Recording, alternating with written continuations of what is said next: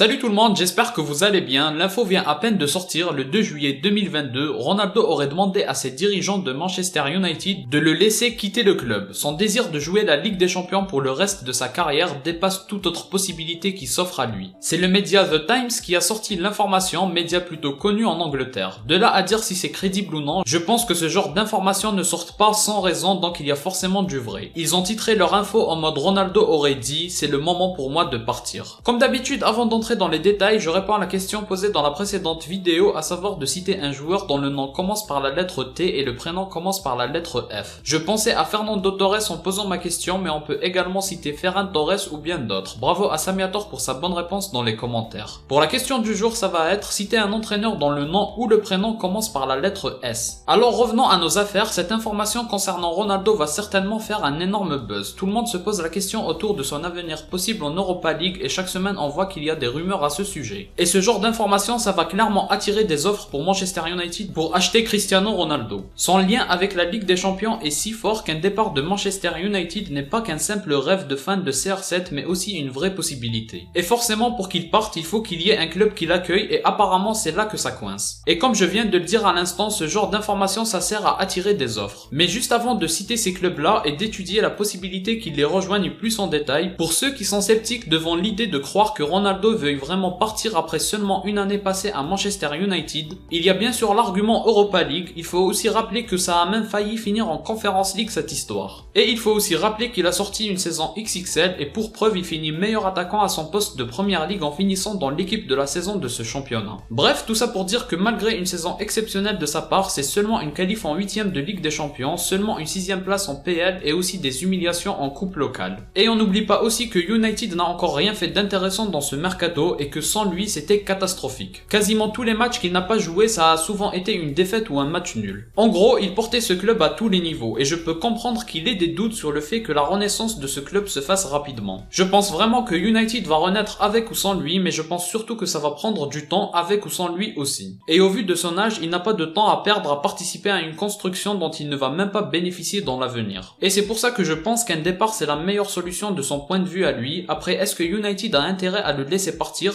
Pas du tout. Si je suis à la place des dirigeants, je le garde à tout prix parce que c'est tout simplement l'un des meilleurs actuellement à son poste. Quoi que diront les rageux, c'est la pure vérité, il fait facilement partie du top 3 des attaquants à son poste, je vois juste Benzema clairement devant lui, pour tout le reste il y a débat. Et je suis gentil en disant ça. Passons maintenant aux clubs qui sont susceptibles de le prendre, et pour ça j'ai décidé d'organiser ça en 3 catégories. La catégorie impossible, la catégorie compliquée et la catégorie possible. S'il quitte Manchester United, c'est évidemment pour jouer la Ligue des Champions. Donc automatiquement, tout club qui ne joue pas la Ligue des Champions, ça finit dans la catégorie impossible, comme la Roma qui s'est intéressée à lui à un moment. Mais bon, je pense que c'est évident pour tout le monde ça aussi. Tant qu'on est sur des évidences, écartons le Barça aussi pour des raisons que je n'ai pas besoin d'évoquer, le Real également qui n'a pas du tout besoin de Ronaldo vu la forme actuelle de Benzema. Et bien sûr, j'écarte aussi l'Atlético Madrid qui, comme on l'a vu, défend à 10 et Ronaldo n'entre pas dans cette catégorie de joueurs. Un peu comme Suarez a été mis sur le côté, il reste seulement Séville dans le championnat espagnol et je pense qu'il y a une possibilité mais que c'est compliqué. Il y a possibilité parce qu'ils ont besoin d'un pur buteur, on l'a vu sur la deuxième partie de saison où ils ont essayé Anthony Martial. Mais ça n'a pas trop marché, donc ils ont ce besoin-là. Par contre, c'est compliqué dû au standing du club, c'est pas dans le top 10 des plus grands clubs européens, ni dans l'histoire, ni dans les performances. Donc je ne vois pas d'intérêt à y aller si ce n'est pour jouer la Ligue des Champions mais n'avoir aucune chance de la remporter. Passons maintenant au championnat de France. Marseille évidemment en écarte, Monaco aussi qui n'est même pas sûr de jouer la Ligue des Champions vu qu'ils vont devoir passer par des barrages. De toute façon, le seul club du top 10 européen qui peut prétendre à recruter Ronaldo et qu'on peut trouver dans ce championnat, c'est le PSG. Mais au vu de ce qui se passe actuellement dans le club parisien et du nombre de stars qu'il y a déjà dans ce club, je pense qu'on peut dire que c'est impossible, malgré qu'il ne faut jamais écarter les surprises avec ce club. Passons au championnat allemand, mis à part le Bayern, on est sur des clubs qui n'ont pas la capacité de s'offrir un tel joueur. Peut-être Dortmund, mais ça ne leur ressemble pas de faire ce genre de coup, pas du tout même. Donc il ne reste que le Bayern, j'y crois encore, malgré les déclarations des dirigeants bavarois, je pense vraiment que si Lewandowski s'en va, Ronaldo est le seul titulaire indiscutable qui peut remplacer de manière équivalente Lewandowski dans le jeu et dans les statistiques. Il y a bien évidemment Mané, mais je pense vraiment que Mané sera utilisé comme attaquant sur le côté et non pas dans l'axe, un peu comme quand il était à Liverpool. Passons au championnat italien, un retour à la Juventus est impossible selon moi. Premièrement parce qu'ils ont déjà Vlahovic au poste de Ronaldo et ensuite c'est pas comme si le club se portait bien mieux que quand il l'a quitté. Certes, c'est toujours mieux que Manchester United actuellement, mais ça paraît clairement clairement impossible. Et bien sûr c'est pareil pour le Napoli qui a le matos nécessaire au poste de Ronaldo et ils n'ont pas forcément les moyens de s'offrir un tel joueur. Quant à l'Inter Milan, ils ont déjà récupéré Lukaku, donc aller chercher Ronaldo ça n'a pas vraiment de sens. Au final il reste l'AC Milan qui a désormais les moyens vu que le club a été racheté, ils ont Zlatan et Giroud. C'est vrai que Ibrahimovic ne joue que très peu de matchs et de toute façon il ne sera pas disponible pendant une grande partie de la saison. Et Giroud c'est pas mal mais c'est pas mal pour la Serie A. Là on va parler de la Ligue des Champions. Pour moi si Milan veut vraiment la jouer à fond, il leur faut un top attaquant comme Ronaldo et c'est pour ça que j'y crois. En plus il y a absolument tout pour que ça se passe, les moyens, l'histoire et le besoin comme je viens de l'expliquer. Donc Ronaldo à l'AC Milan, je pense vraiment que c'est une vraie possibilité. Passons maintenant au championnat anglais, là où Ronaldo est le meilleur joueur à son poste. Manchester City a choisi Haaland, donc clairement impossible, pareil pour Liverpool avec Darwin Núñez.